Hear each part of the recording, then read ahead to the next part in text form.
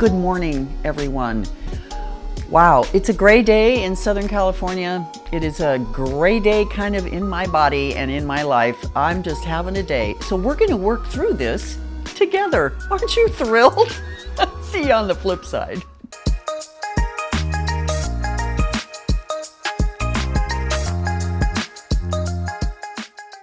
Between the weirdness of the country, the grayness of the weather, and the fact that I traveled this weekend, I'm a little bit out of sorts, but that's par for the course. So we went to Vegas to visit my younger daughter and my granddaughter this weekend. We had a blast. I'll tell you though, the drive between my house and Las Vegas is supposed to be 4 hours on the dot. Friday, it took us 6.5 hours to get there. It was not a happy drive. Traffic, I tell you. And people doing weird things, and it was just not good. It only took us 4 hours to get home on Sunday. So yeah, that's what it's supposed to do. So we went to Vegas, saw my granddaughter play softball, got to watch her make base hits and score, and it was just fantastic.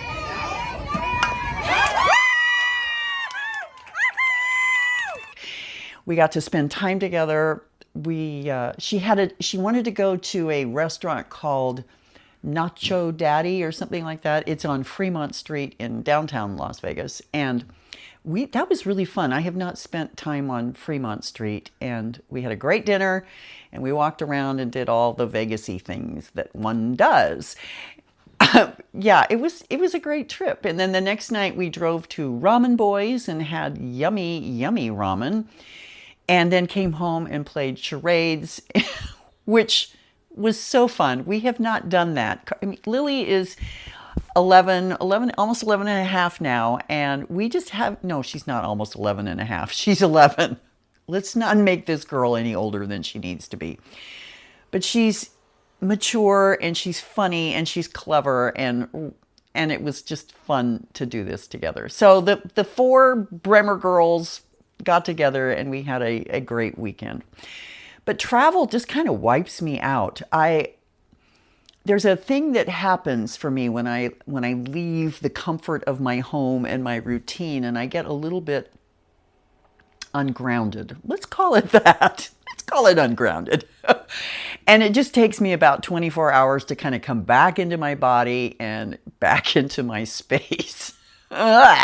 Anyway, I'm back. Kind of, sort of. Except today, I'm just feeling I should know better than to read news and commentary, and I just know better, right?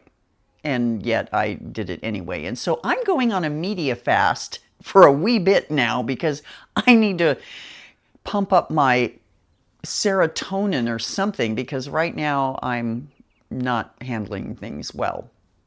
But who is? Yay! Because I traveled this weekend, I didn't get a lot of reading done. I don't, when you're with family and you're fooling around, you don't read. So I've still got all the books I was reading last week in process, and that would be Waters of Destruction by Leslie Karst and Say You'll Remember Me by Abbi Jimenez. I'm still really enjoying both of those. I just haven't gotten into it. But I accidentally read a third book in the meanwhile. You got to go with what works for you. I read The Queen of Poisons, which is the third book in the series of the Marlow Murder Club by Robert Thorogood, and it was, as usual, completely delightful.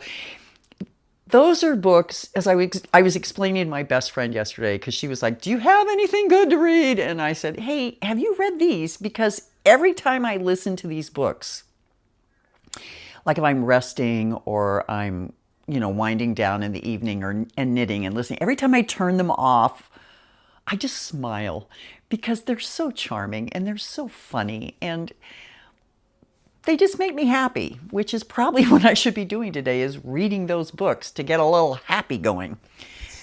It's a weird time right now, isn't it? So yeah, we just all have to hang in there together. I did get in the hopes of feeling a little bit happier about life and things, I worked on my sunflower socks, which I told you about last week. They look like this. I put the little eyes in the sunflowers so you can see them. Anyway, they're not done yet, but I think they're kind of cute and they do make me happy. One of my favorite authors has a new book released today. It's called One Death at a Time. Abbi Waxman has written several books. I think this is her 6th or 7th novel. I've read probably 80% of them. Why do I talk in percentages? Can you tell I read on a Kindle? So I talk in percentages. The Bookish Life of Nina Hill is one of her books that you may recognize. It did very well. Garden of Small Beginnings, which I tell you, that book just made me happy. It was a great book. Adult Assembly Required, that was also really, really cute. So she brings in those 3 books I just mentioned. They kind of have the same characters running around in them. I love when authors do that. Call back to a previous book that they've written with a character that those who have read them would recognize. And I like that. That's a fun thing. However, this new book of hers, wholly new cast of characters. It's a mystery. It's 2 women who are very opposite each other who come together to solve a murder. Sounds like something I'd like, right? Because apparently reading about solving murders is so much better than actually dealing with the murders that are happening in real life. I'm sorry I said it out loud. If you have not read anything by Abbi Waxman, I highly recommend her. She's kind of like just what we need right now. A little bit philosophical, a little bit funny, a little bit humorous, a little bit emotional. It's just perfect for what we need right now. So I highly recommend grabbing Abbi Waxman. Also, if you don't know about this particular link on Goodreads, now Goodreads is a stupid website. It's owned by Amazon. Amazon bought it several years ago. The mechanics behind it are really clunky and slow, so it's a very slow website. But there are goodies in Goodreads that you should be aware of if you're a reader. And one of them is the tab that says new releases. And it'll list the books that have to do with the genres that you enjoy. And so it'll say what books are coming out, and then you can read them. But then you can go through a whole other list of all the books that are coming out. And there are always books coming out every Tuesday. Tuesday seems to be the publisher release day for some reason. Anyway, I highly recommend that because there are some really, really great books coming out later this year and even later this month. I think I mentioned that we have an Emily Henry, which I believe is being released next Tuesday. So I better get busy with this book so that I can read Emily next week because she's so darling. A good friend of mine, we have a scheduled friendship. We talk every Thursday morning at 9:30. She lives in Sacramento and I'm down here. We've known each other about 2.5 years. And we've just made a commitment that we will meet on Zoom and chat with each other every week. And we make it most times. But a couple of weeks ago, she said to me, "Oh my gosh, Leanne, have you read and or watched 9 Perfect Strangers?" And the book is by Liane Moriarty, who happens to spell her name not too dissimilarly from mine. And I said, "No, I've never read anything by Liane Moriarty, and I have not watched this Hulu special." She said, "Oh my gosh, it's so good. You've got to watch it." So last weekend or the weekend, I don't know, I started it. Oh my gosh, it's everything I can do not to just sit down and binge the whole thing. The premise of this, I'm sure most of you have seen it or watched it. So the premise is these 9 strangers commit to going to this very exclusive health retreat for 10 days with the promise that they will come out as new and improved people. And I'm not going to give away the plot in case you haven't seen it, but I want to say that I have been there and done this. And I have been the person having the revelations about my life like these people do. I have been in situations where there are a very small group of people who experience very intimate healing experiences and the bonding that happens. And I've also been on the other side as kind of a co-facilitator for these things. And can I just say that Liane Moriarty is just hitting this out of the park. This is exactly what that community feels like and looks like. Now, I haven't finished this, and I know sinister things will be happening. And I'm not saying that there are always sinister things happening. But I am saying this, that if you find someone, for the most part, who's got a huge YouTube following and all of their videos are highly produced and they are coming to you with the sincerity of, if you pay me this enormous amount of money, I guarantee you, you will have experiences that will change your life. Please stop and think. Are there good people doing these things? Absolutely. 100%. There are people out there whose hearts are pure and whose intentions are good. And I admire them and I love them for the role that they are playing in this earth. However, it is a very small step between, oh, I am running a successful program here, to maybe I could really market the crap out of myself and become a health guru. And that step is really creepy. And I had an experience about 2 years ago when I was working with a healer, someone that I had put trust in. And when I was actually in a position to have the scales drop from my eyes, to use that terminology, I was like, oh, holy crap on a cracker. We got a problem here, people. I'm not going to go into the details of what happened, but I came out of that with eyes wide open about a whole lot of things. Do I believe in healing? 100%. Do I believe in spiritual gifts and the ability for some people to be extremely intuitive? Yes, I do. Do I also believe that as soon as a lot of money is involved, people can get really funky? Oh, hell yes. So, just a cautionary tale. But Nine Perfect Strangers sort of addresses that in a way. And so naturally, I am extremely gripped by this. I don't watch a lot of television. I think I've told you guys that I usually listen to books, but something is shifting in me and I kind of want to spend more time watching these series. I finally finished Only Murders in the Building series 3, and now I got to do series 4.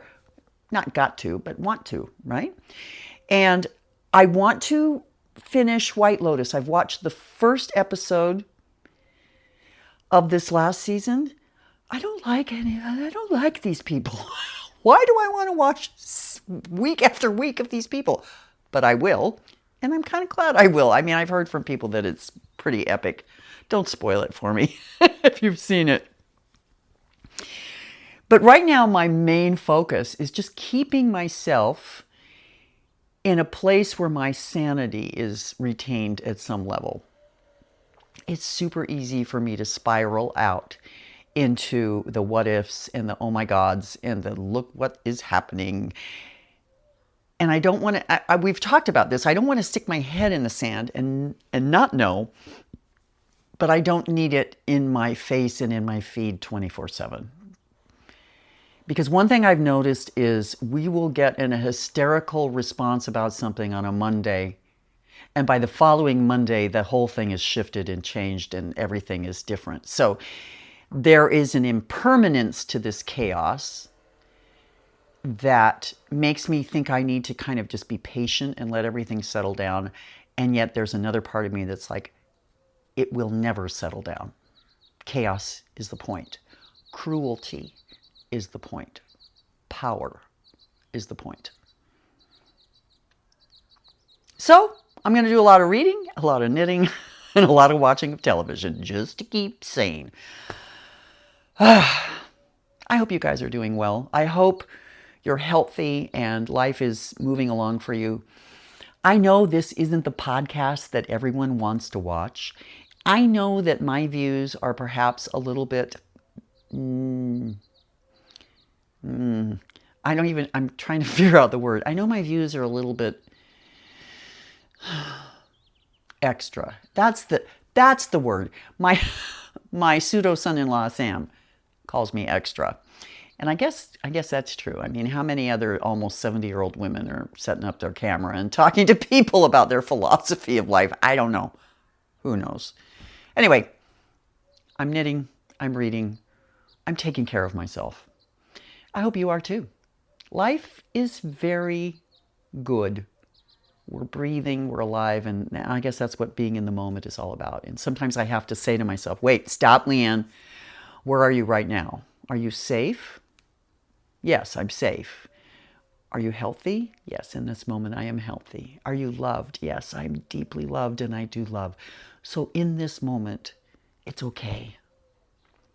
I also want to acknowledge that there will be people for whom this moment is not okay.